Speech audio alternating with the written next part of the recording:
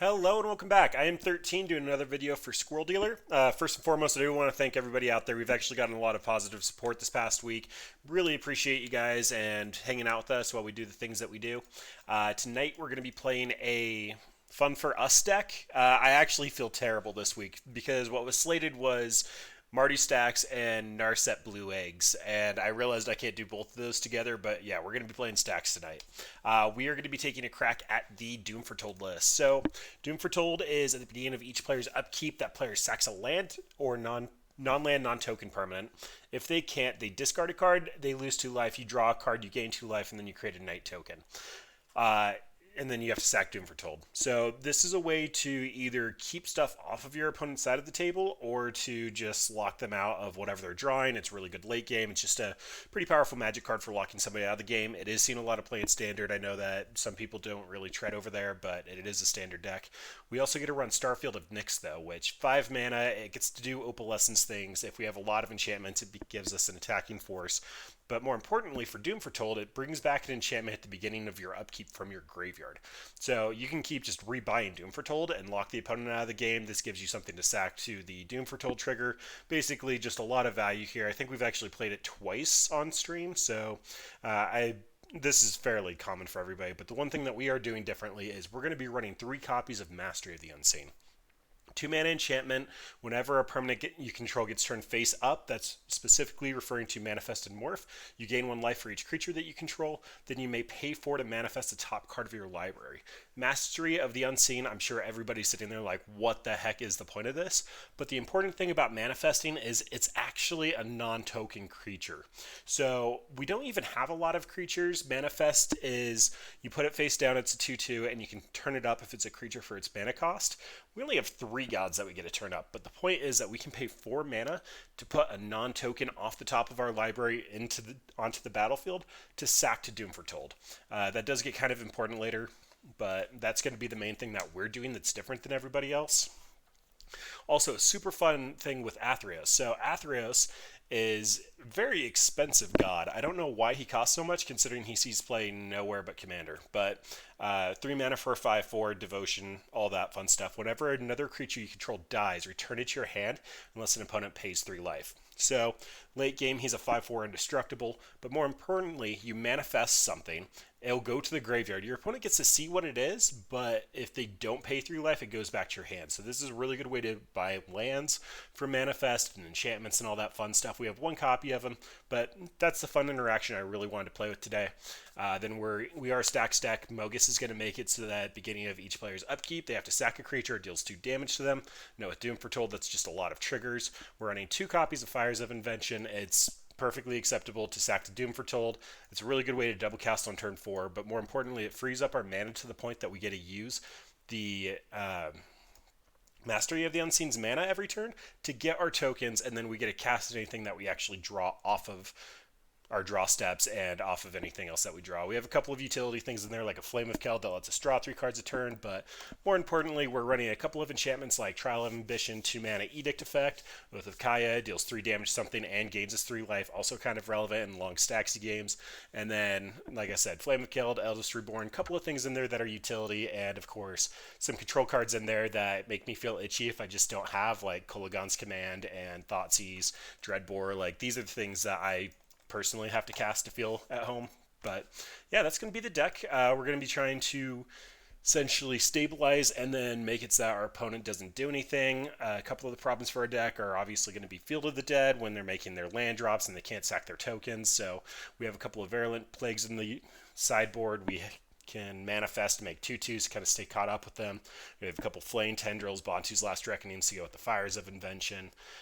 But more or less just going to try to keep their hand as empty as possible and then slowly ping them to death between Davriel and Mogus and Doom Foretold and all that fun stuff. So, and then aggressive decks, kind of similar to Mono Black Devotion. Just because it's a huge part of the meta, I feel like I have to address both of those decks.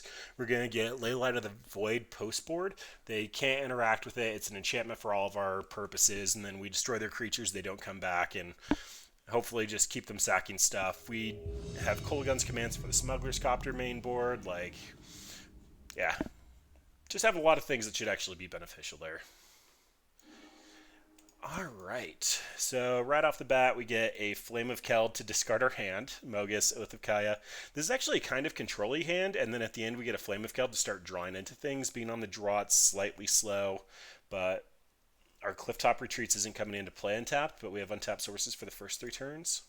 I'm good with this, just because we do want to stabilize late game, and this has a lot of control elements to it. I am expecting this to be Rock or Field of the Dead at this point. Could see a Thoughtseize if it's Rock, otherwise it's just going to be a bunch of randomly named lands for Field of the Dead. Ooh, it's Affinity. Alright, well, that's a really good Dreadbore target. Ooh, and the Doom Foretold. We just drew into all the right cards, didn't we?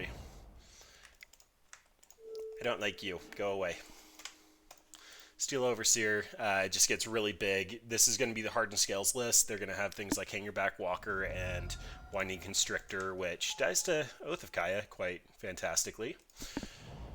If we can keep them from hitting critical mass, we should actually stabilize pretty healthy here. Oh, I might need to change my pants. That is an amazing draw. So that's going to give us the ability to destroy any of their planeswalkers, make them discard on their upkeep, whatever we really need to deal with. But for the moment, Oath of Kaya, kill your Winding Constrictor, gain some life, and then we are probably running out Mogus before Doom Foretold. Doom Foretold, if they can't sack anything, just goes away, and we want to activate this over multiple turns. But we'll have to see what opponent's up to. I could see this. Okay, Steel Overseer. Something that dies the other half of K-Command, please and thank you. Apparently not. Alright, well, I really don't want them to activate this. Having the 2 mana up makes me think that they left up Assassin's Trophy. Whiffing on our 4th land here is pretty painful, but I can pretty much guarantee they're going to activate the Steel Overseer, so they're going to have to run something else out, and then I can K-Command. Once upon a time. I can K-Command with the trigger on the stack to either deal 2 damage to this and shoot and kill a Walking Ballista, or just shatter this and kill... I don't even know what little dorks they run. Like a Metallic Mimic? That seems pretty good. On Construct. So a lot of counters are going to be coming down. Walking Ballista for 1. So before that enters, I'm going to actually destroy target artifact, deal 2 damage to any target. So let's destroy that, ping that. Then they only have a single Walking Ballista that I get to shoot down with K-Command again. They only have 2 cards in hand, so... Oh, 1 card in hand. Perfect. K-Command coming in clutch. Again, I get really itchy when I don't have a card like this. Alright, target player discards, destroy. And we have 5 cards in hand, opponents on top decks. They do get to start attacking with the Hissing Quagmire, but they see the writing on the wall. It's over. What do we actually care about here? Virulent Plague doesn't matter. This is in here for zombie tokens. Hushbringer could stop Metallic Mimic. It gets shot down by Walking Ballista pretty easily. I wasn't really sure what to include in this spot. We had kind of 2 extra flex spots, and putting in more creature hate didn't feel correct, so Hushbringer made the cut. In all honesty, it probably should be Wear and Tear, seeing as how we're playing Hardened Scales for our first matchup. Flame Tendrils can be pretty good. It removes a lot of the creatures that we saw, with the exception of Winding Constrictor, large Walking Ballistas, and Hangerback Walkers, but it does clear out Thopters. Alpine Moon in here, obviously, for Field of the Dead. All the removal is going to be great here. Cast out. Good against big walking, or Hangerback Walkers. Bantu's Last Reckoning is a little slow. I only put the Bantus in the main board because of the Fires of Invention. Like, this is just such a sweet combo. Trial of Ambition. They can sack like a servo token in response to something. Not a huge fan of that. They are technically an aggressive matchup. Maybe just trim a couple of Thoughtseizes, especially on the draw. That was kind of cowardly sideboarding. Oh boy, this is so slow. The Mastery of the Unseen, and we can't even enable it yet? No thank you. Now we have no black mana and all black hand. Jeez, I think we have to go to 5. I usually keep super sketchy 6s because I don't want to go to 5, but oh boy. Midnight Oil's kind of awkward here. And then it's either going to be Mogus or Doom Foretold. Mogus is optional. They could just take the damage and we're not going to be applying pressure, so I guess it's Mogus. At least with this hand we get 2 pieces of removal. Oh, that's lovely. Multi-5 Thoughtseize. Pretty classic. I assume that they have to take the Dreadbore because it's targeted here. I could also... Yep. The Trial of Ambition is really good because we can sack it to the Doom Foretold later. And ripping the K command like a boss. I love K command. It's such a good magic card. So they're going to run out probably Mimic here. Hangerback Walker. Makes sense. Gives them a couple of layers of protection. We're not going to hold our Trial of Ambition. We just can't do it. Plus we have a couple of... they know about the Urborg, and I'm going to be casting something here anyway. We're not going to hold this for something bigger. Like, obviously they're trying to hedge against additional sack outlets and edicts by getting the Thopter token. This is also a 1-for-2, which is terrible. Never want to be on that half of it, but Steel Overseer. And that's why we do what we do. I don't imagine they run Blossoming Defense. Ooh, Castle Lockland, pretty good draw. It means that we get an untapped land here. So we're going to Shatter and deal 2 damage just because we do care about our life total. Shattering here just in case they actually do have a growth effect that's not Blossoming Defense, and then 2 damage because it's just less important than the Shatter.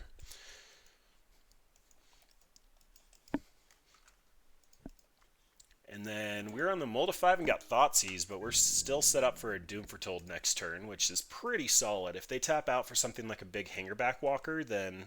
Or not Hangerback Walker, Walking Ballista, they'll have to sack it at their upkeep, and... Ooh, feeling kind of good about this.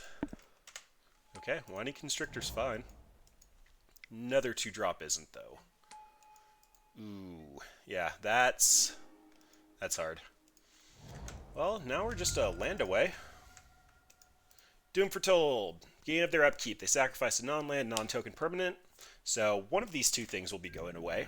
Then during our turn, we sack the Trial of Ambition, and then hopefully top deck a land, Starfield, then we can start bringing back Trial and just keep the board clear. Keep them stacks down.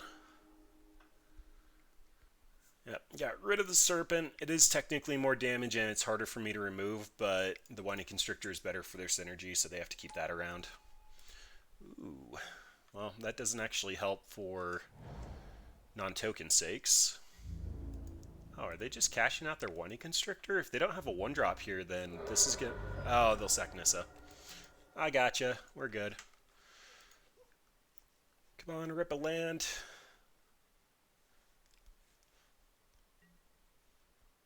Sack the Trial of Ambition. Oath of Kaya is fine. This actually will kill their Nissa and give us another sack outlet for a turn.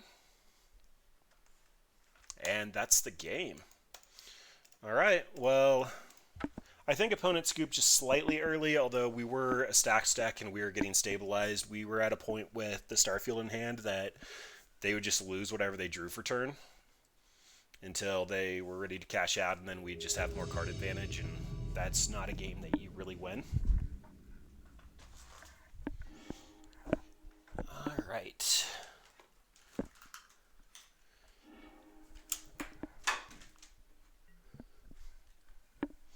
Sorry, I was trying to figure out how to close the door on the other side of the room. The dog kicked it open. Let's see here. This is no white mana. We're on the draw, though, which means we get to...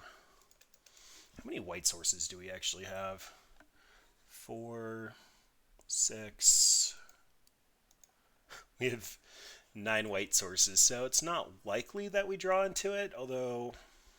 Yeah, this hand just doesn't do a whole lot. It's part of the problem with having a deck that curves out at 3 and 4 is you can have really slow startups.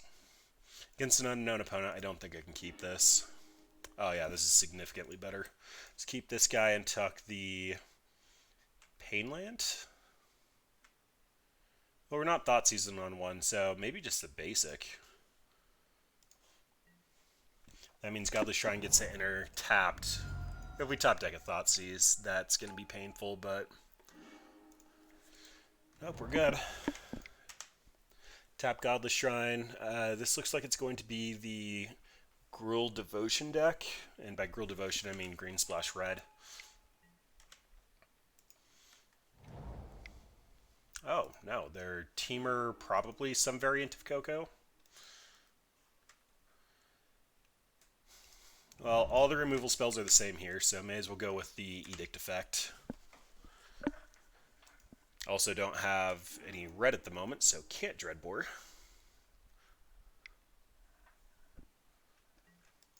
Chandra. Okay, so probably a variant of Teamer control. Yeah, Chandra's going to be a little hard for us to answer. So Davriel pitch one of their cards. They still have an active Chandra. I'm looking for red. Davriel minus, they pitch one of their active cards. They send 2 at Davriel. They also take 2. That's probably fine. Alternatively, Athreos, it doesn't impact the board at all. Mastery of the Unseen doesn't impact the board at all. If I find red off the top, I'm likely going to Fires into Dreadbore. So, yeah, I guess that puts me on Davriel this turn. And I'm perfectly okay trading 2 damage. Ooh, they had a land. That's a little sad. I'm okay cashing out Davriel here, especially if it typos them. Once Upon a Time. Interesting. So there's some... Oh, they're food. They're Teamer food. I guess that makes sense. So Oko can't hit enchantments, which is kind of a big get for us. It does hit our artifacts and our gods. Lame.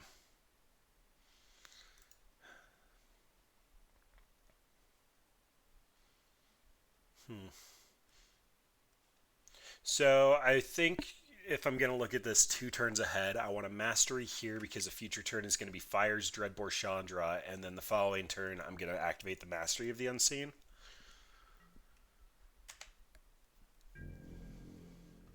As far as opponents seen so far, though, they probably think that we're just Orzhov Enchantments.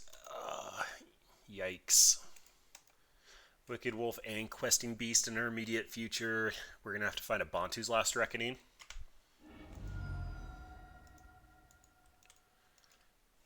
And I have to find red explicitly this turn. Them tapping down their blue sources, though, means that they don't have a counter spell, which is pretty good. The food deck is more aggressive. They don't actually try to hold up counters, but it is worth noting. And Castle Locklane's not going to do it. They get an alt Chandra, and then we just don't come back from there. So, minor mana issues. I did have a kind of difficult time figuring out what mana to put in this deck. I do feel like we might want one more land than 22, but when we do get Fires of Invention and we really curve out at 5, and most of our 5s are recursive to rebuy things, our only mana dump at the moment is Mastery of the Unseen. It just didn't really feel right. Alright, well, they are Teamer food. These probably could have been Pithy Needles, too. Maybe just more Dreadbores, Bedevil, something akin to that. Honestly, just think we're running it back. On the play, actually, I can see Flame Tendrils killing their Dorks on turn 2. But at what cost? It's probably going to be Athreos, just because they're going to have a fairly late game as us, and they're going to be gaining a lot of life off the food tokens. Maybe the Midnight Oil.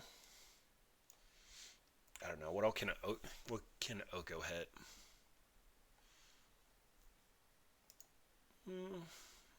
Mogus seems fine. Mogus would at least keep an Oko at bay. Trial's kind of meh. Thoughtseize is actually at a premium here. Yeah, let's just take a Mogus out. Midnight Oil can do a lot long term, and it's a really good sack outlet, so... Alright, let's take the play. Thoughtseize into Dreadbore, depending on how opponent's hand looks. We can clear a lot of the 4-drops out of the way. Yeah, this is fine. I'd love another land, though. Kind of coming back, like, If we have to get to 5 mana by like turn 6 or 7, I should probably go review Frank Carson's article, but I think we're 1 or 2 lands shy of that. We can function at 3 and 4, but we're just a little bit shy of where I'd like to be at. Let's see what you got. Glorybringer, Rexage. That having haste is annoying, but this actually stops our strategy. They have 2 green sources, which makes me not want to Dreadbore the first mana dork. Ooh, additional land is good. Additional land is really good. Alright, I'm going to run this out tapped because I don't need to get my mastery out anytime soon. We don't even have a Doom Foretold. We can't cast it. And I think my life total does matter here, especially with the Glorybringer in hand. Heart of Kirin.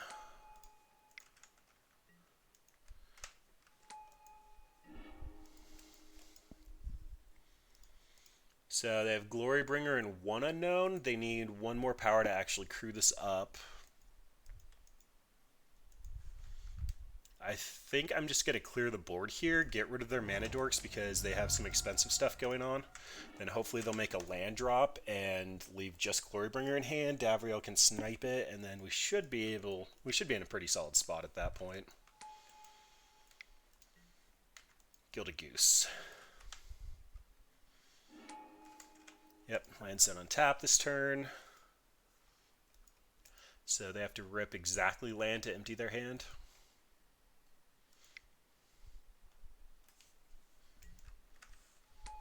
Okay. Not bad. This does get around Flame Tendrils. And that's actually a pretty decent clock. That wasn't what I wanted to do. Honestly, doesn't matter though. Let's go ahead and do this. Shoot out your Glorybringer.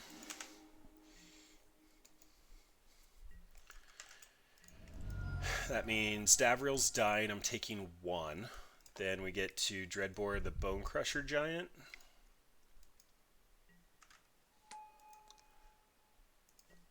Never mind, Dreadbore the Chandra.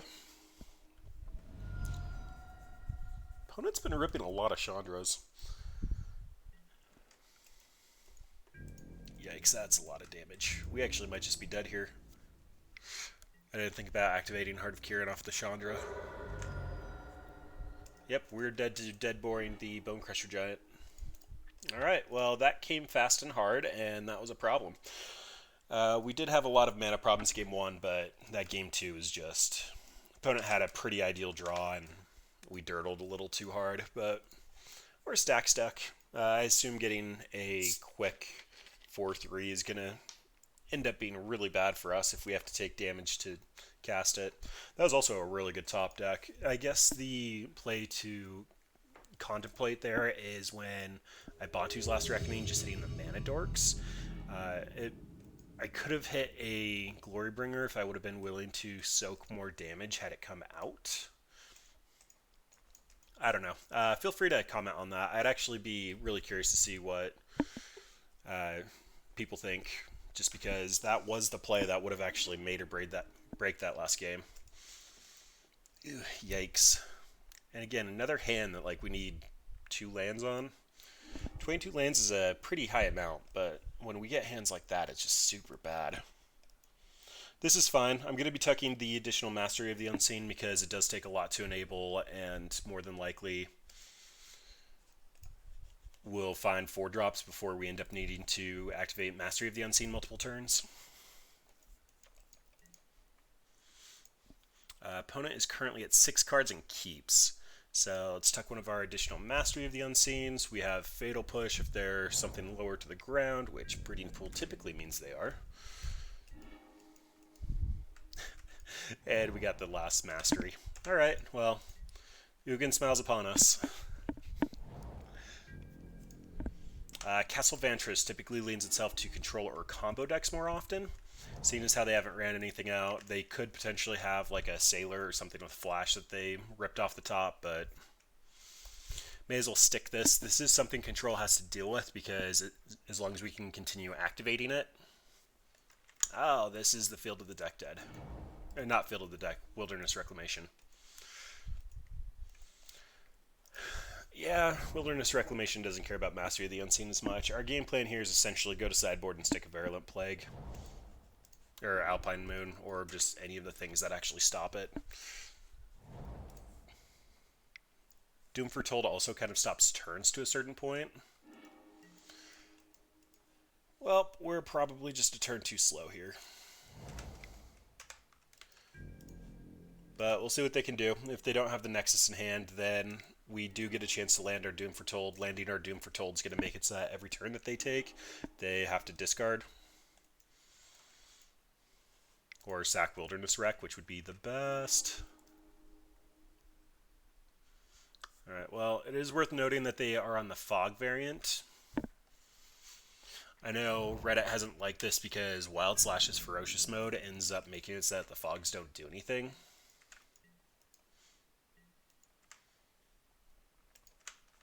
Alright, opponent, did you keep Counter Magic? Ooh, that's actually great for us. Fires of Invention? Doom Foretold?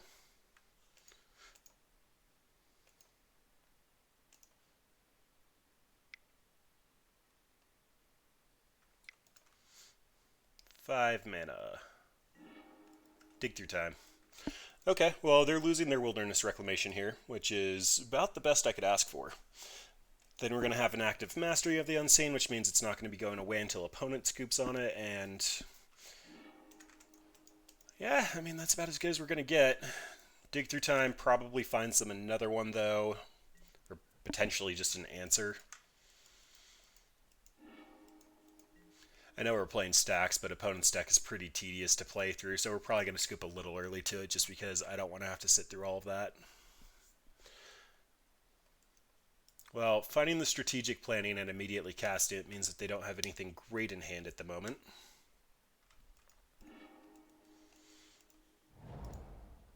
Pitching Hieroglyphic Illumination. Okay.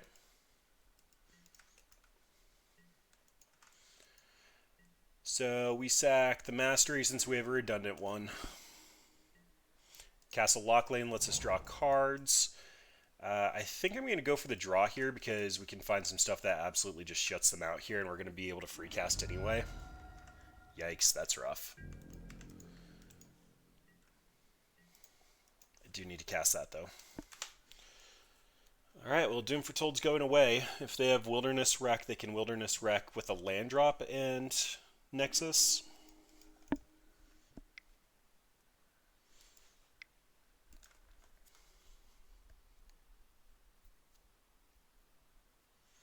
Man, we don't even have much of a clock going on.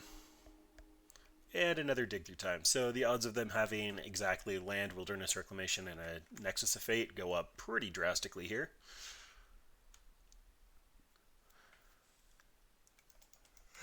I think I will make them play until they show us either Thing in the Ice or Lumbering Falls. I assume they're going to be on Lumbering Falls, but that's the exact reason why we have Alpine Moon in the sideboard, is that we can name Lumbering Falls and they have to actually answer it. Yep, there's the Wilderness Reclamation. They go to end step. They float 3 mana, which means that they get to Nexus here. And I'm going to yield until here on my turn, so we probably won't get another turn. Just waiting out the win condition here. They are specifically on Fog, which is worth noting. Wow, and another Dig Through Time. So they're officially at seeing the cards from their first Dig Through Time. Never mind, they shuffled with Nexus of Fate. So mostly randomized deck. Alright, so they're on the Saffron Olive build with Tamiyo.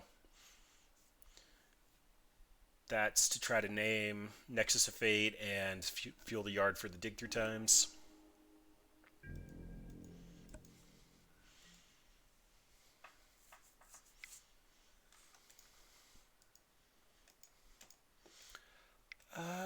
Do we have anything specifically for the Wilderness Reclamation in the board? I don't believe so. Opponent's just going to play with themselves for a little bit, so we can take a look at this. We're going to be bringing in Leyline of the Void because that will make it so that their dig-through times aren't nearly as good. Their strategic plannings are just become anticipates, sorcery speed. Virulent Plague doesn't really help at all.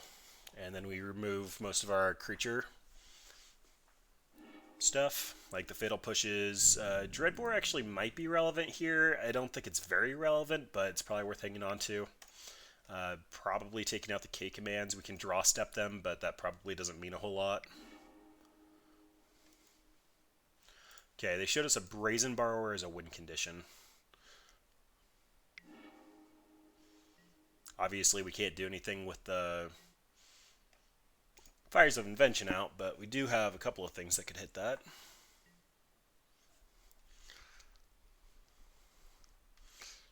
I just want to see how you plan to win, opponent. Okay, so it looks like it's just Brazen Borrower. Gyre Reach really screams they have a Narset, and they also plan on trying to combo walk us out.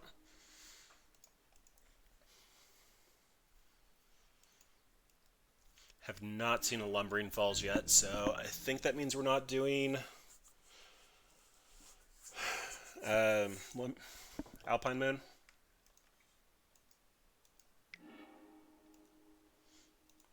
Yes, I get it. You're taking a lot of turns. Okay, now Brazen Borrower comes down. So we're currently getting clocked for 6 turns.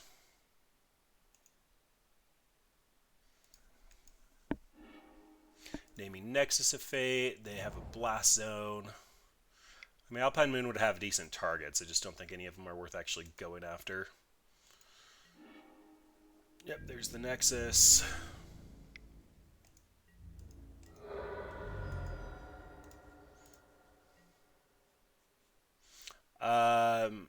Leyline also stops Nexus. I don't think I've ever come to that conclusion before. Come on, just activate Tamiyo one more time. Then we're good. They're going to call Nexus, mill over a couple of cards, and... Okay. No Lumbering Falls, that means no Alpine Moons.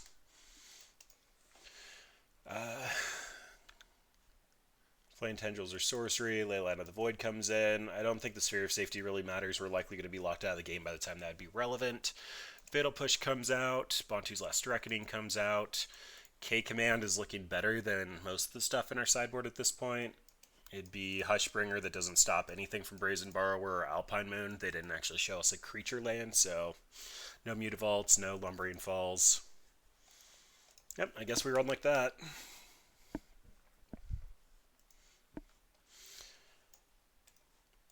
Well, that was kind of disappointing. We got one Wilderness Reclamation off of the Doom Foretold. We don't have any... Yeah, the more we've been playing, this likely should have either been Pithy Needle or Wear Tear. I'm kind of leaning Wear Tear. I'm a huge fan of the Wear Tear. There's just so many creature matchups right now. Even being able to do that 4-1 with mono white good stuff just because of Smuggler's Copter, it feels like you just have to have so much for creatures at the moment. And the lands have been so punishing. Come on, we have 22. The odds shouldn't say that we should get one land, multiple hands. Alright, well, this is a Thoughtseize on one, but that's about it. So I'm going to mulligan again looking for Leyline, and of course we don't find it. We can tuck the Mastery and the Oath of Kaya because it doesn't do much here. Then we will shock ourselves for the Thoughtseize. Target you. So Nexus just goes back into their deck. Wilderness Wreck is probably the card we care about most here just because it's hardest to answer. We do still have the Dreadbores for the Tamiyo. And they had exactly what they wanted in their hand, and that's 4 lands, Wilderness Wreck, and a Nexus.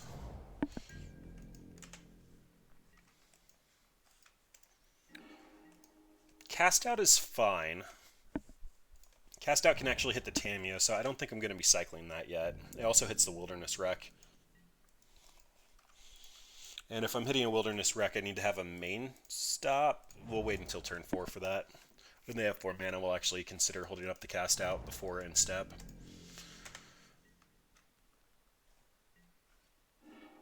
Davriel.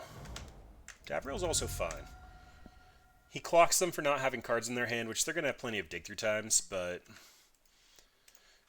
also is going to force them to just discard a card here when they're trying to hoard resources to go off. Discarded Nexus of Fate and shuffled it back in. I cleared out their hand when I had information.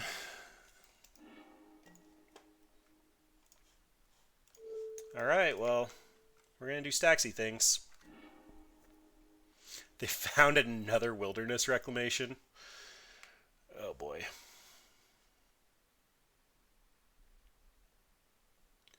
So that just feels so much. Without the ley line, I think that's going to be a problem. Let's go ahead and make them discard. I do want Davriel to stick around, so I'm not going to cash him out, but we are going to take a card now. Interesting. They cycled the draw to? Discarding Brazen Borrower. Alright, I'm going to pass it over to opponent. I'm trying to contemplate right now if the Doom Foretold is worth cycling the cast out for a land. I don't believe it is, but it is something I should be contemplating. So, Doom Foretold means that they just don't sack anything except for what they run out here. So they would sack Tamiyo, and they're probably going to use Tamiyo's minus to pick up the Wilderness Wreck. Makes sense.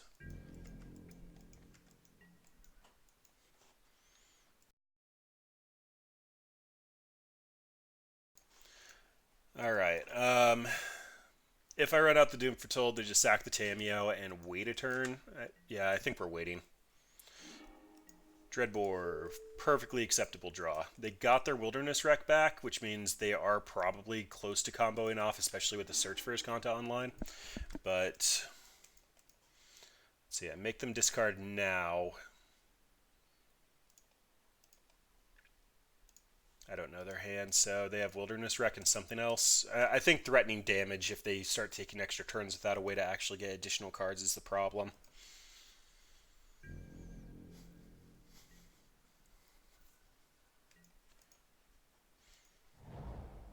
Alright, you have 6 mana. Wilderness Wreck. And I guess we find out if you have exactly Nexus of Fate.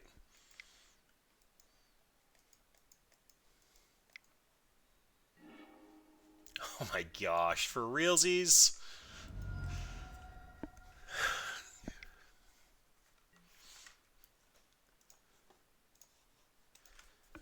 Okay, what are you pulling? They got the Nexus of Fate again. And they have the mana to cast it.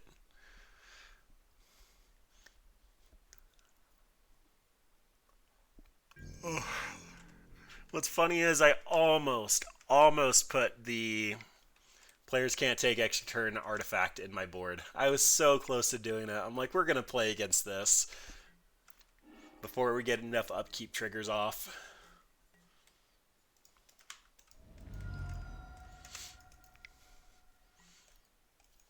Alright, strategic planning is just a redraw. They get to activate his Kanta, find a dig through time. It's pretty good, but that means we're getting a turn, which means Doom Foretold is going to make them sack their Wilderness Wreck. I need to turn off auto yields, though, because I do actually have to cast out for the land now. If I don't hit a land, the game's just over. So, okay, that's a K command. Yikes. Well, they've been keeping a garbage card in hand. For 2 turns now, they haven't done something with one of their cards. Yikes, they get his Kanta.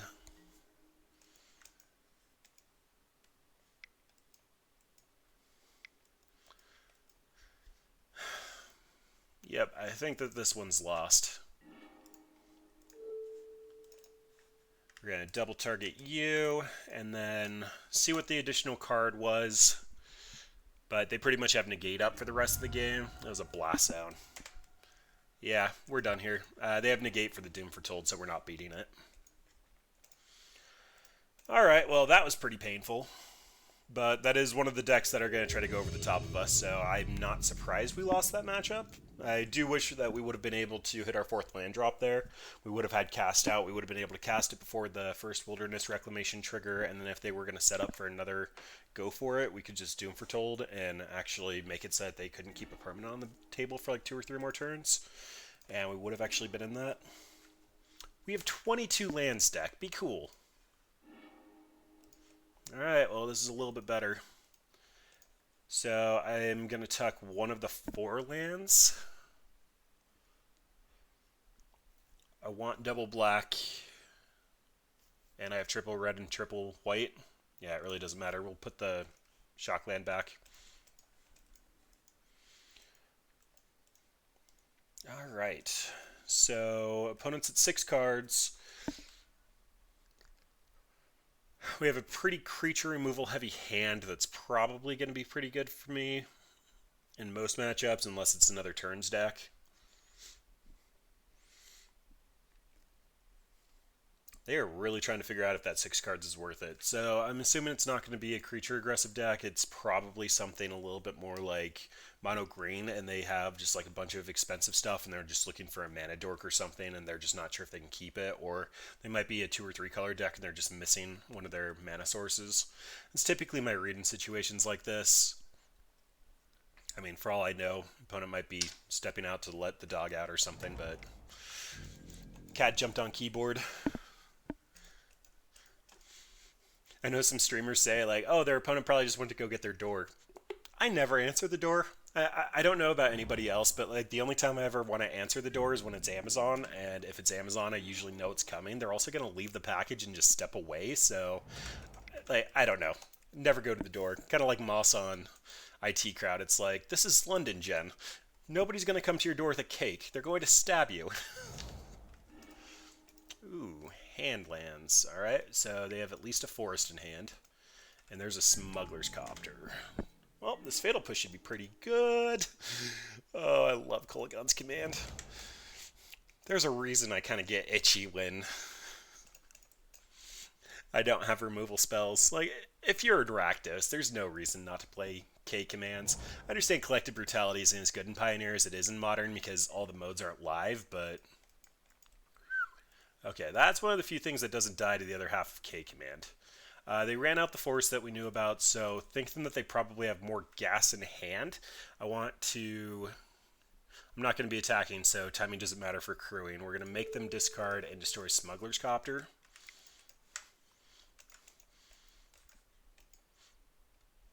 Then hoping to draw the Edict enchantment here. Or look at that. Oh, magic. Sometimes you're like really kind, and then sometimes you're just like, no 4th land for you. I mean, we have 3 of these. So it's not impossible that we didn't draw it, but alright, what have you got for 4? Expecting Questing Beast? Yep, there's a Questing Beast. Dreadbore target if I ever saw one.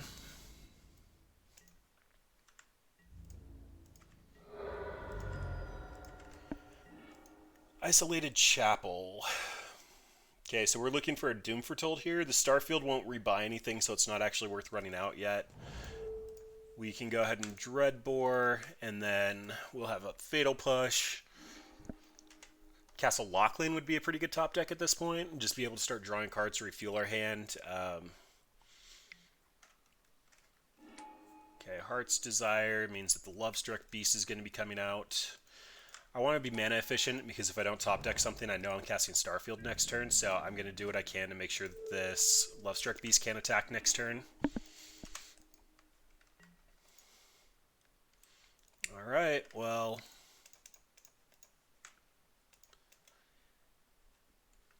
Starfield's kind of awkward without a sack outlet and no enchantments in the yard. It is a real deck building cost to put K command in your deck. This land probably doesn't mean a whole lot in play, but there's no point in keeping it in hand. If I do draw something like a Castle Lochlann, it'll just be a point of life that I take for not running it out this turn. I could try to bluff any number of things here, but it just doesn't feel relevant. Okay, opponent stomping us. That's a sad land. We're gonna have to land for the same reason. We don't really have anything like Tormenting Voice where we have to just discard something random. Flame of Keld would actually be a pretty good draw, but actually Flame of Keld into... Nope, Flame of Keld won't do it. We need one more turn. Okay, well, they can assume we're on Doom Foretold, but they'll just sack the Llanowar Elves, or actually, they might even just sack the Bone Crusher Giant and then attack in for 5 and kill us. So I don't need to show them that. We did kind of decisively lose that, though. Way too many lands. There's the Bantus and the Mogas. For shame, deck, for shame. Alright, Virulent Plague, again, clears out all the little dudes. Sorry, not Virulent Plague. Flame Tendrils. Kills all the little dudes, especially good on the play. Hushbringer isn't going to stop Questing Beast or Beauty and the Beast. I'm blanking on the name at the moment. Both of them are adventures and keywords, so that doesn't really do anything. I do expect opponent to be on Coco, though. Don't really think that changes anything. As far as boarding out, I'm just going to trim on a Starfield of Nyx. It just seems a little expensive, and we did suffer a little bit because of that last time around. Davriel here, like, if we win, we're going to be taxing their board. It's not going to be from upkeep triggers. Like, the discard can be alright, especially if I expect them to be holding a Coco, and they mostly empty their hand, but I think last time I trimmed Thoughtseize. Not sure that's correct versus the Coco version. Versus Devotion, it might be fine, just because you can snag like a Burning Tree that shuts off a lot of their mana, but here I think just a random discard versus targeted discard isn't worth it. Alright, Sphere of Safety. This was another one where like I kind of just haphazardly jammed it in. It does seem like this could be pretty good if with the go wide strategy. It's just so awkward to have a 5-drop in hand. Yeah, I really just don't think that this is valuable here. Mastery of the Unseen has not been performing well. Kind of just like overview cap. Like, we've run it out. We've activated it once, I believe. Activating it once in 4 matchups is not good measurement for success. Okay, so we get untapped lands, an Edict, an Oath, and then Doom Foretold. With the Midnight Oil to actually stock our hand and then sack it. This is about as close to what I want to be doing with this deck as I've gotten so far. Alright, well, Trial the Birds? I don't think that's a saying. Trial the Elf might be a thing for Pioneer, though, since Birds isn't legal. Watch some Gilded Goose. A little ahead of myself. Once upon a time, there was a Lovestruck Beast.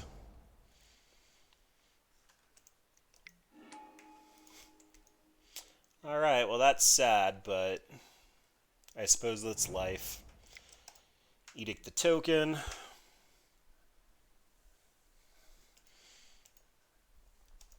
Again, that's kind of just something to sack to Doom Foretold. If we end up finding a Starfield in our 5th mana, that's going to be a really good loop versus their deck. That's pretty brutal. I guess we Thoughtseize. Hey, Bamf for Life, how's it going?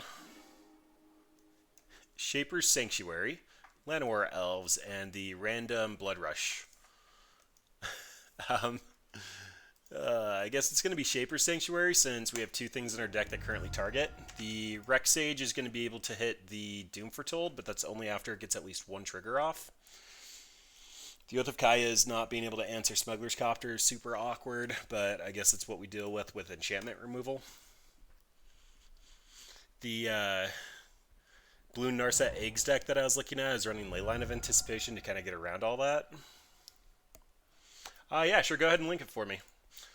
I'll take a look. If it's fun, I'll play it on stream, but I'm always happy to take a look at deck lists. Alright, there's a Lovestruck Beast that can't attack. And also screw Smuggler's Copters. Alright, and they get a loot. So they cast Lovestruck Beast, they shocked in the Stomping Grounds, and they discarded a second Okay, well, whiffing on a land here is pretty painful. So I suppose that means I'm just going to Oath of Kaya for the life gain and just get an additional permanent I'm happy to sack. Definitely Bant for life. So the Spark Double, I assume, is in there to clone the Teferis and Okos and stuff like that. Alright, there's Llanowar Elves.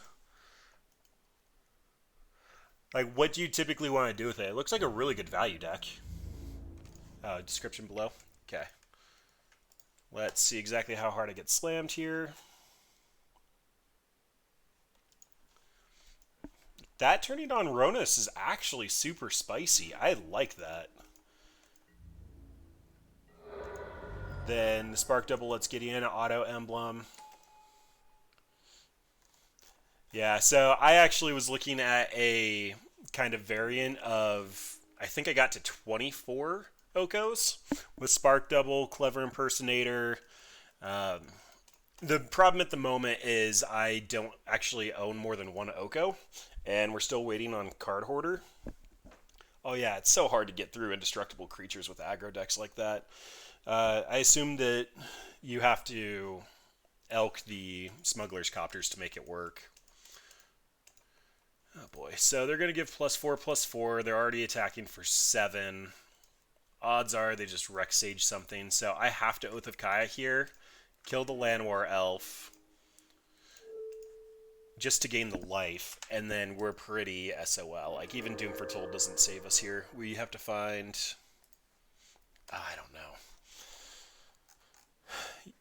Yeah, at the moment, though, I only own the one Oko. Sorry, trying to get through all my windows. So I'm waiting for the Card Hoarder loan program to go through. They've been a little slow on it just because they've had so many people interested. But as soon as we get the ability to loan out a couple $100 worth of cards, happily pick up the other Okos. Oko Spark Double is definitely on my list for something fun to do, though. The Wicked Wolf is... I honestly think it's an underplayed card in this archetype. Like, the indestructible and fight mechanics, its targeted removal in green, it's just such a really good card. Spark Double, automatically having it enter with an additional 1/1 counter seems pretty solid too.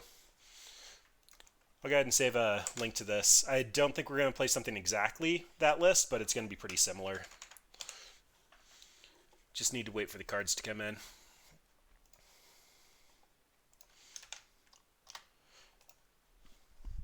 Sorry, keep getting the wrong Moto window.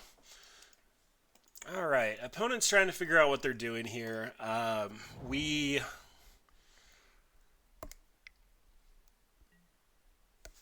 they're just running out the 4/4. So that kind of gives us a shot. I mean, we're taking 8 here, but clearing the board... I think I just... Nope, they still have the Rex Sage around. So they can Rex Sage and... Nah, I think we're just dead. That 4th land. Well, there it is. So, 4th land, I Doom Foretold. They sack a Smuggler's Copter token, just flat out attack me, and I'm dead. I can Thoughtseize away the Rex Sage. It doesn't really do anything, and I'm too low on life. The Midnight Oil doesn't take effect until my next upkeep. This was one of the fun ofs in the deck that is just cute with the fact that it's going to draw you a lot of cards, and then you sack it when it doesn't have counters on it. So it's just attrition. I can -2/-2 the board, doesn't even kill anything. We are super dead. Yeah, I mean, I'd want to say that mid-range is a problem just because a lot of our removal doesn't hit mid-range exactly well, but every time that we've lost to mid-range, we've been stuck on 3 lands. So if I do go back to the deck view, we have 22 lands. And if we're trying to get 4 drops reliably, and let me see if I can just pull up the Frank Karsten article. I feel like this is something I need to pull up on stream fairly regularly. So it's a lot of math. He actually goes through all the different mathematic things here, but the numbers are to have 4, you need to have 11 of for 1 color. 3 colors is 22. You can essentially just assume 4 of any 1 color, but yeah, I mean, it's not like it's that unlikely. It'd be only 1 more land.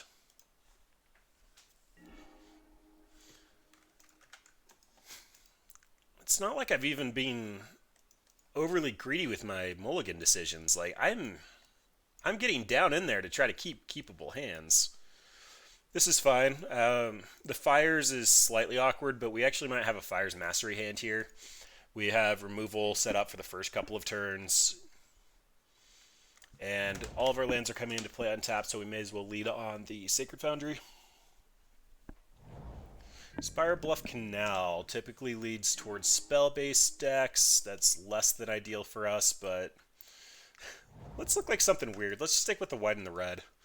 And a Mastery of the Unseen. Opponent, feel free to read and then take your turn. For anybody who wasn't here during the deck tech, the reason we're running Mastery of the Unseen is because Manifest takes the top card of your library and puts it into play. It's not a token, so it's actually a really good target to sack to Doom Foretold. With Fires of Invention, that means that we're going to be able to cast our spells for free and activate Mastery of the Unseen to get multiple cards into play. It hasn't been working out amazingly well, but... Okay, so this is Phoenix.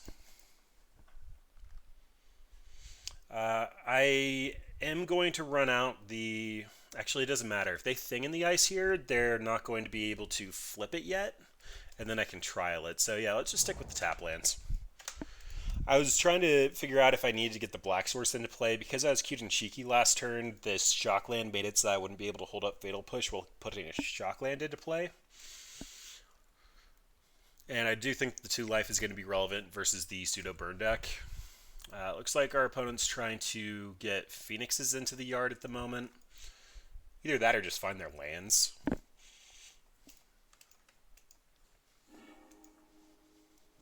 Okay, well, nothing really bad there, but post-strategic planning, Steam Vents makes me think that they were looking for a land. I'm happy to get out the Fires of Invention here, and then probably just going to run out the...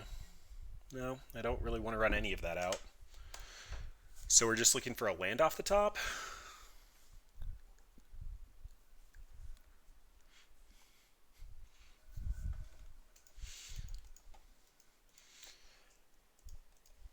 That's kind of a wasted mana turn. That feels bad.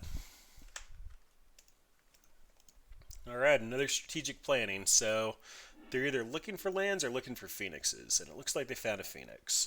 So any untapped land and double spell will bring the Phoenix back. That'll actually let us Eldest Reborn. That seems pretty solid. Starfield to Eldest Reborn.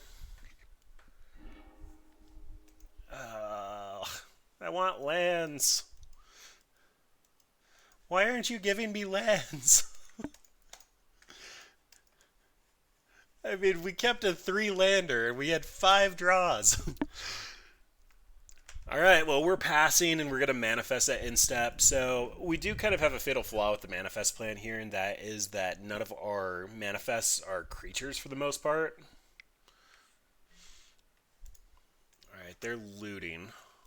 So if they had Phoenixes in hand, they're going for a big pull everything back this turn. Okay, well, we're probably looking at 2 Phoenixes then. They're not bringing them back yet, so trying to hit a Mogus isn't beneficial here.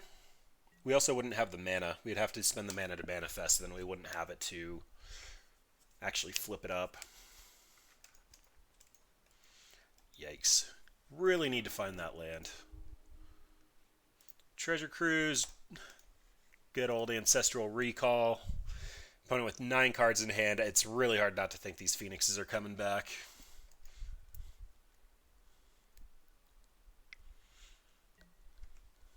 Wow. They're going deep. So this is likely binning a Phoenix. Nope. Okay, well maybe I'm just pessimistic. They have not been able to find the Phoenixes. They also haven't put in anything in the ices either. Okay, spell number 3. Looks like we're taking 6 here. Leyline of the Void is very good versus our opponent's deck.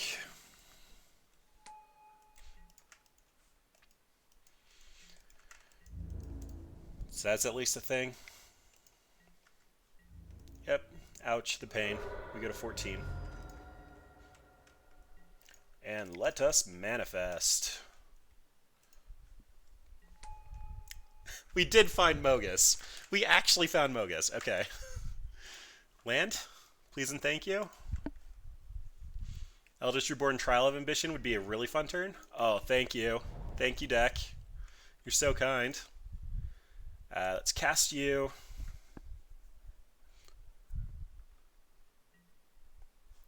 You have to sack something. So this is optional. I kind of... Actually, what's our devotion if we put in trial? It's only going to be 5. Yeah, I don't think it's worth flipping up yet. So let's go ahead and just cast the other trial. Make them sack the Arclight Phoenix. With 7 cards in hand, they probably are going to be able to flip these Phoenixes back into play. And the Fires is going to make it so that we can't do anything about it. But we'll go ahead and get a couple of beats in. And then depending on what opponent does next turn, we can flip up the Mogus. Likely doesn't matter though. We're probably going to be activating the Mastery of the Unseen. We're just looking for a Doom Foretold here. A Doom Foretold would go so far. Oh, that was a mistake. What I actually should have done was I should have flipped up Mogus after I had declared his... Nope, it wouldn't be a creature anymore. Never mind. I got excited. I thought I was going to be able to hit for 7 because I already attacked, but it's not the New Gods. It has the old verbiage where it's no longer a creature.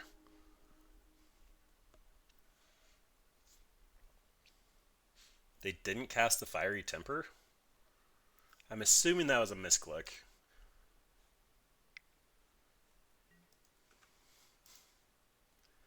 Yeah, if they would have actually cast the Fiery Temper, the Phoenixes would have come back. We'll see if they have another 1-drop, which they're looking at 5 cards for the turn. It's hard to believe that they wouldn't have it. Yep, they had another Fiery Temper, and they didn't cast it. I just assume that has to be a misclick. Yeah, I don't know what world they wouldn't want to cast the Fiery Tempers. It's 6 damage of 14 life that they're not.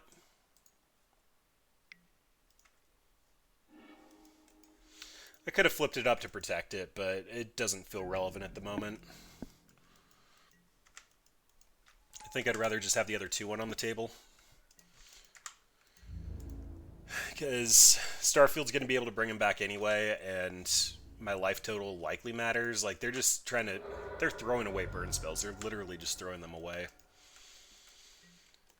Oath of Kaya would also be a good top deck.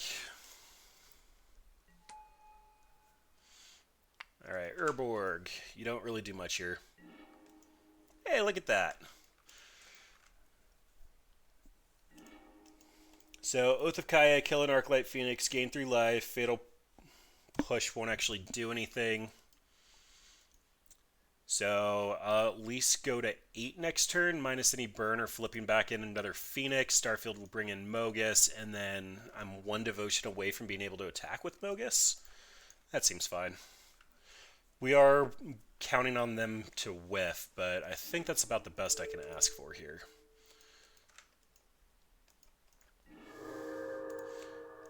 Then we can Starfield. Actually, no, we're turning Starfield on. We're attacking for lethal here. I should have shot opponent. I didn't think through the fact that my things were going to become permanents. I guess we'll see if they have a bounce spell. Brazen Borrower's not online anymore.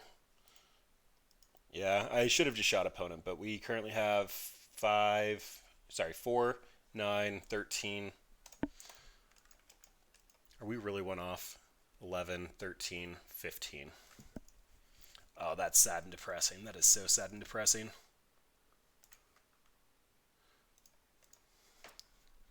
Yeah, if I actually would have kept Mogus, Mogus would have been able to attack in as a 4/4.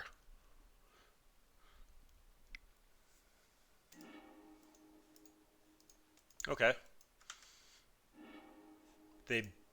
Okay, nope, that was the one I killed. We're still okay. We still wouldn't have killed opponent if I would have saved Mogus. That was definitely a mistake, though. Oath of Kaiing the opponent and actually flipping up Mogus instead of having an Urborg would have been lethal.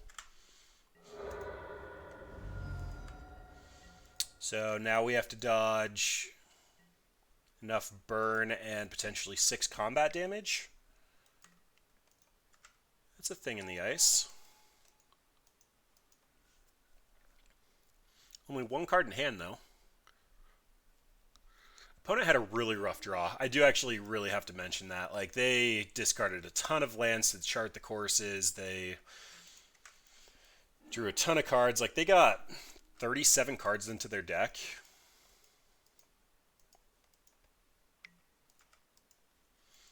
Alright, if they have 2 more 1-mana spells, they flip the thing in the ice.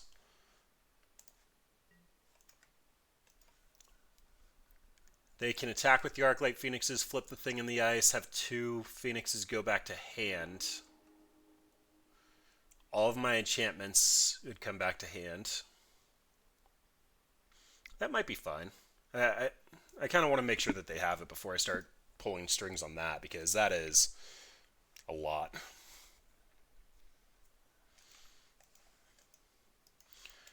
Starfield's likely buying back at least the Eldest Reborn next turn. Mogus would be cute, but I don't think it's really relevant unless they flip all their stuff. Yep, kill my Urborg. Seems fine. If they cast the Fiery Temper, then I think we win. Okay, no cast of the Fiery Temper. That does mean we're getting hit by 2 Arclight Phoenixes this turn.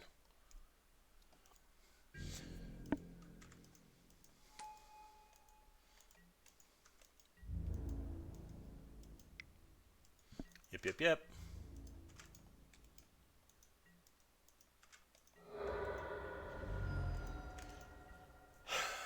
Wow, close game. So let's activate this. Then we'll see if they're holding the thing in the ice back. So I can only cast during my turn. We're going to bring back Mogus, but with the trigger on the stack, we're going to Fatal Push the thing in the ice. Then if they can flip, they have to do it now. That means that they'll be taking the 2 damage from Mogus, and then I can Oath of Kaya.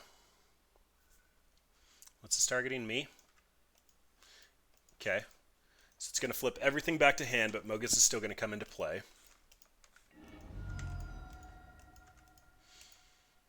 Yep, we're going to bring Mogus into play.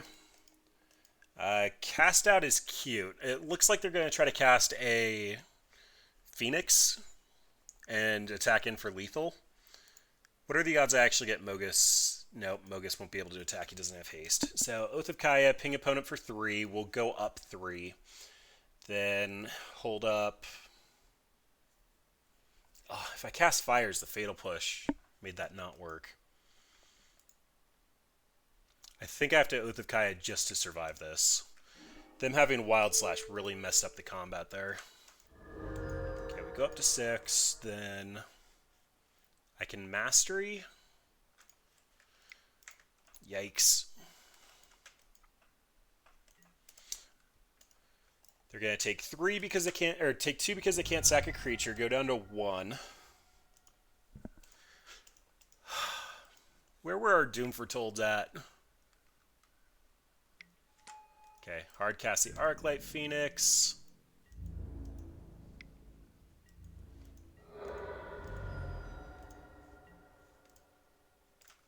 Yep, we're going to bring in Eldest Reborn, make you sack your Arclight Phoenix. Then that means that you're going to die to the Mogus trigger, bare minimum. Although my enchantments are attacking this turn, so... Oh my gosh, I can't believe we pulled that off. Whew. That was pretty intense. Alright, Leyland of the Void shuts off their treasure cruises and their Arclight buybacks. We already have Fatal Pushes for Thing in the Ice. Not a ton of them, though. Hushbringer doesn't really stop anything here. I covered this a little bit earlier. Hushbringer was in here just because I wasn't sure what to include in these additional spots, but post-playtesting we want Wear Tears. Alpine Moon doesn't really stop anything that they're doing. Virulent Plague, they don't really have the tokens. Flame Tendrils can kill the Arclight Phoenixes permanently if we don't have a Leyline, which feels kind of relevant. I could see having that in over potentially the K commands. Dreadbore can actually answer the Thing in the Ices. Fatal Pushes answers the Thing in the Ices. This has not been performing well. So I know we have a lot of people that didn't start off at the beginning of the stream, but Doom Foretold is a non-land, non-token, and Mastery of the Unseen allows us to use the mana we have left over from Fires of Invention to put the top card of our library face down into play. So it kind of gets around the Doom Foretold thing pretty well. So I really wanted to try this out. It's just not working. We have to trim 4 things still, though. Midnight Oil, again, kind of cute. Just lets us draw cards and we sack to Doom Foretold, but without Doom Foretold, it's bad. Doom Foretold does need to stay in. Athreos is super cute. So with Mastery of the Unseen, they get to see the card and then decide if they want to pay 3 life. Just kind of more stacks here. Oath of Kayas are probably one of the worst cards. It did win us the last game, though. The life gain is not irrelevant. Davriel being discard is kind of okay, but we have to cut 4 things. Sorry, dude, you just didn't make it. You tried, but you just didn't make it. Cast Out can permanently get rid of something. Reverse Side of Thing in the Ice, or Arclight Phoenix. We just won't have to deal with it again. I could also see Trial not being great here. Just the enchantment, sorcery speed. We do need some removal.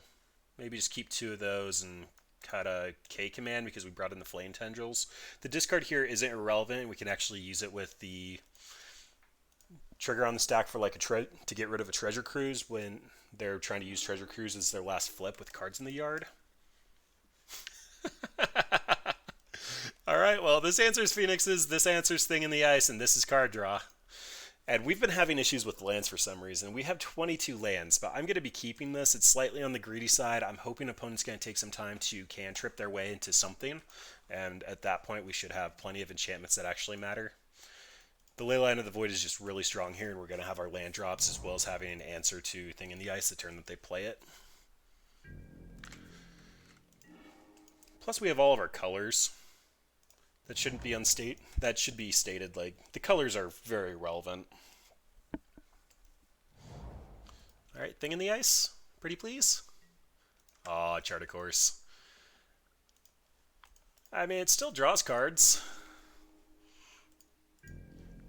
Getting rid of Treasure Cruise makes sense. Isolated Chapel. I'm not actually going to be casting anything here, so tap Shockland. I could also see opponent bringing in Spell Pierces out of the side. It's not as common in Modern as it is in Modern, but Spell Pierce is actually really good as a 1 mana thing that stops a lot of the way we interact with our opponent. We are current. Oh, sorry, that is gone. We are 1-3. We're up a game though, and it was a heroic game. It was a very heroic game. All right. Well, Starfield it's a draw. It's a little sad with nothing in our yard, but at least it's with Leyline of the Void, not Rest in Peace. I think opponents just slow rolling stuff because they're trying to figure out the best way to work around our ley line, which means that we probably made an alright decision there, but us just top decking more lands when we kept a 5-lander has been super painful. I do want to start running out Castle Locklane in a moment here so we can start drawing, but Castle Locklane this turn would have meant that I was going to lose 7 life by drawing, and that's just unacceptable at the moment. Alright, that's a Cackling Drake. Let's hope that's not Spell Pierce. On the off chance that this is Mystic Dispute, which is a bit more commonly played, I do want to have 3 mana open, so I'm going to play it on tapped land. I mean, the Cackling Drake drew them a card, so it's a little hard to get mad at that from their side, but we're still trying. We drew another land. Like, I honestly can't believe it. I don't know what's up with this deck. We've had multiple 0-landers, 1-landers on the mulligans, and we've literally flooded out in like 3 games, too. It just has not been very conducive. Maybe it knows that we're playing stacks. That's at least my best assumption. It is worth noting that if Starfield actually goes full-blown Opalescence and starts animating our stuff, then it's going to be possible for our opponent to kill the Leyline of the Void, which is doing most of the work keeping them back at the moment.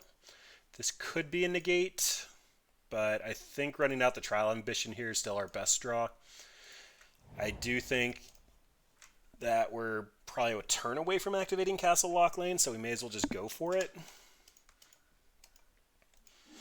Alright, well, that's 1 Phoenix in exile. Can't believe I cut one of you. You guys are working wonders today. And there's another Arclight Phoenix. We have a lot of good removal for that. Just need to find it. Doom Foretold? Oh, Deck, sometimes you make me sad, and sometimes you're just amazing.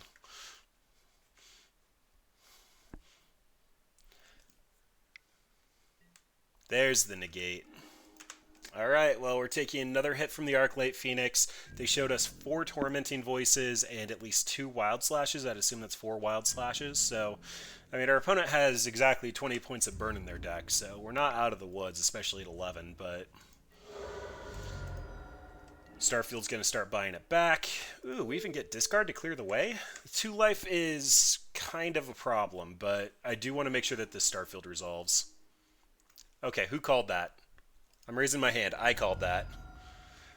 So Starfield. What's that? No, that's a bad Google. Bad. All right. That means that. Wait, why do they have 2 cards in hand? Whatever. Doom Foretold's coming back next turn. And I will update our match record. We are currently up a game.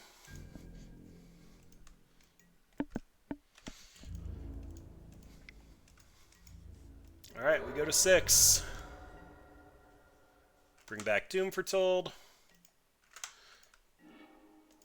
Oh, we even got a cast out? That's beautiful.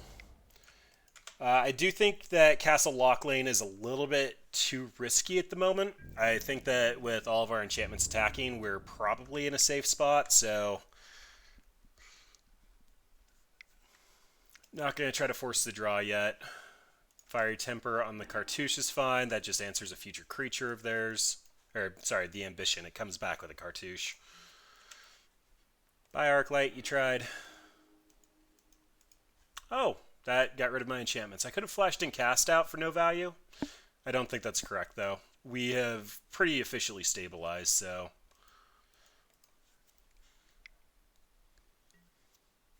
Is it Charm to Loot? Honestly, not great with Leyline out, but it is card selection. Yeah, they pitched 2 lands. Opponent's having some of the same problems we are. So I'm going to bring back the Cartouche. Whoops, missing. What's that? We'll get rid of the Trial.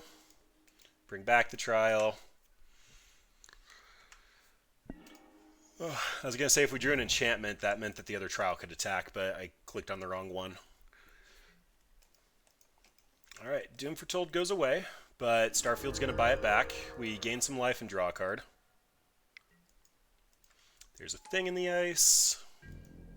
They're not going to be able to flip it, which means Doom Foretold's coming back and is going to eat it on their upkeep. And that's the loop. Alright, so we went 2-3 with this. I'm going to call it a pile because honestly, like, we had 3 Mastery of the Unseens and they did nothing here. In my playtesting, it did come up a couple of times, but that was in the free queue, so I mean, that's all the qualification I really need to attach to it. The trials were great. I'd actually probably want to go up to 4. The Fires of Invention is not good enough when our only mana dump is Mastery of the Unseen. I do think that Fires is actually quite viable in the show, especially if you're wanting to run Bantu's Lost Reckoning, but that was just a little too cute for what we were doing. There are very viable builds of Doom Foretold Starfield out there, and I wanted to play this one because it sounded like fun. It came up a little bit shy. Probably want the 4 copies of Oath of Kaya. The life gain is not negligible. It's quite good. The Legendary is kind of a problem with attacking with the enchantments, but I wanted to do Mogus and Athreos and kind of go with a cute build that was kind of just attrition build, periodically chipping away their life, and actually go like full-blown stacks as opposed to just Doom Foretold combo. Overall, though, it was pretty fun. Not really much that I can say about it. It worked where it worked, and we needed better removal from mid-range, which is something that we could work on, but it's probably just going to be better to go with the stock list if that's what you're looking for. Anyways, I'm 13. I play a bunch of fun decks for Squirrel Dealer. We've done a lot of content. We're probably running 8-9 months at this point. My schedule's over there on the left. We have a bunch of stuff. Previous to Pioneer, we played a lot of Modern. I'm here twice a week. Feel free to jump in, hang out on our stream, have a lot of fun. Otherwise, ton of content up on YouTube. Thanks for hanging out. love you guys. If you have a fun deck, feel free to send it to me. Bant for life if you're still hanging around. I do actually really want to play a list similar to yours. When we get approved by Card Hoarder, it's going to be coming. And I will talk to you all Wednesday. Hope you guys all had a great holiday and have a good one.